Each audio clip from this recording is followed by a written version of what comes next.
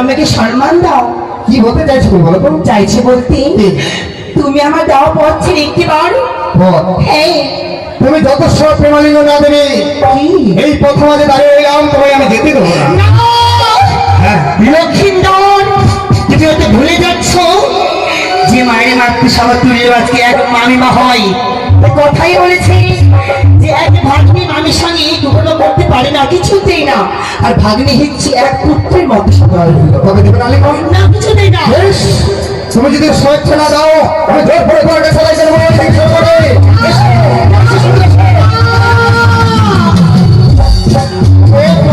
ছেড়ে দে আরে আরে না নদীর বালা গগনেতে তুমি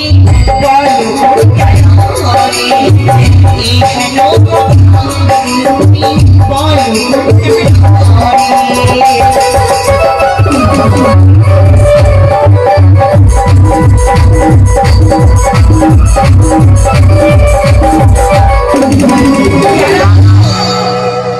যদি কেউ প্রথম আছে অন্য পুরুষকেও বাধা দেয়, আগে শুনতে হয় তার বাড়ি কোথায়, তার পিতার না পিতাই না।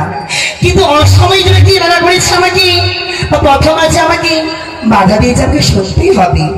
এই মুখের বাড়ি তোমার মুখে মানাই না। হ্যাঁ বলো। বলি আমি, আরে কোথায় তোমার ঘরে গো, তোমার কি নাম তোমার পিতা মাতার, কি নাম তোমার, কি নাম তোমার পিতা মাতার, কি নাম তোমার।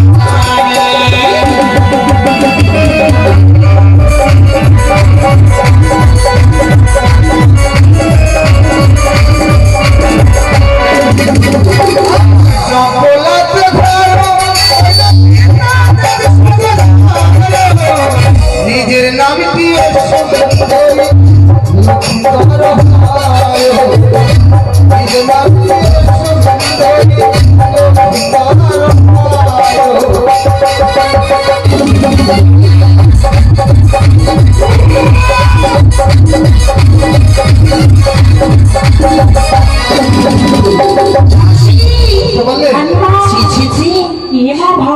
এই কথা শোনার যে লজ্জা লাগছে কেন জানো?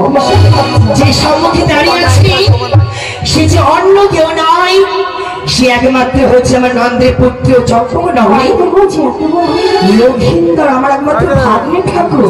চিনতে পারছি না কত বড় হয়ে গেছি। তবে শোনো বাবা, তুমি এত বড় হয়ে গেছো,